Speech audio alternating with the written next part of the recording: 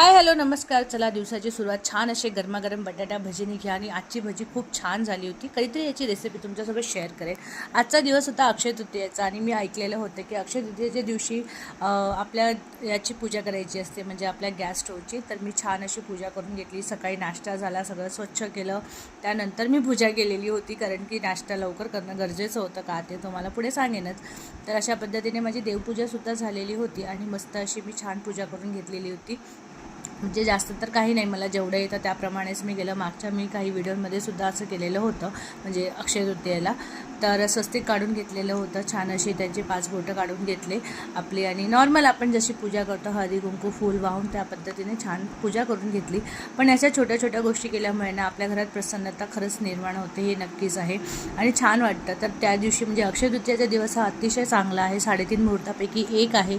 तर त्या दिवशी आपल्या देवांची, आपल्या घरातल्या अन्नपूर्णेची आणि आपल्या तुळशी मातेची, आपल्या परत उंबरठ्याची, अशी 5 जणांची अशी पूजा करायची असते. म्हणजे आपण हे नेहमीच करतो, पण आवर्जून या दिवशी करायचंच असतं. तर त्याचप्रमाणे मी 2 झालं होतं. तुळशीचं म्हणाल तर माझ्याकडे जरा तुळसचं आता सगळं बांधकामामुळे प्रॉब्लेम झाला आहे, त्यामुळे ते व्यवस्थित नाही आहे. पण मी उंबरठा छान सुशोभित केलेला होता.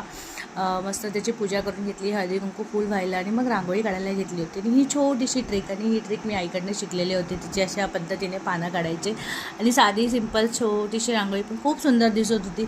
कधी कधी साधी डिझाईनसुद्धा किती छान उठून दिसते ना, तर मला तरी खूप आवडली.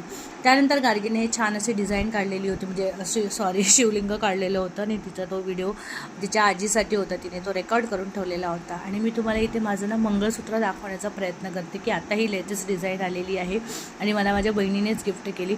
तर खूप छान दिसत होतं आणि सुंदर दिसत होतं, हे दाखवण्याचा प्रयत्न माझा चालू होता. आणि आम्ही छान असं रेडी होऊन निघालेलो होतो आज आईकडे अक्षय तृतीया असते. तर तिथे व्यवस्थित छान जेवण बनवलेलं असतं, तर आम्ही तिथे जेवायला गेलेलो होतो. आणि आमची ते अक्षय तृतीयाला नागपूर साईडला वर होणे, म्हणजे त्यांचा आशीर्वाद मिळणे. आणि ज्यांच्या घरी आधी सुहागण गेलेली असते ज्यांच्या घरी, त्यांच्या घरी ही पद्धत फॉलो केली जाते. आता तुम्हाला डिटेल मी एवढ्याशा ब्लॉगमध्ये नाही सांगू शकणार.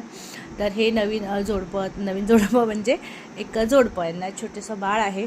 तर हे जोडपं जेवायला आलेलं होतं. आणि आपण ज्या पितरांसाठी पान वाढतो ना, त्यांच्यामध्ये यांना जेवायचं असतं आणि न बोलता जेवायचं असतं. सपोज काही मागायचं जरी असेल दुसरं एक्स्ट्रा, तर असं इशाऱ्याने सांगायचं असतं, इथे बोलायचं नसतं असं म्हटलं जातं. हे आईने सांगितलेलं होतं.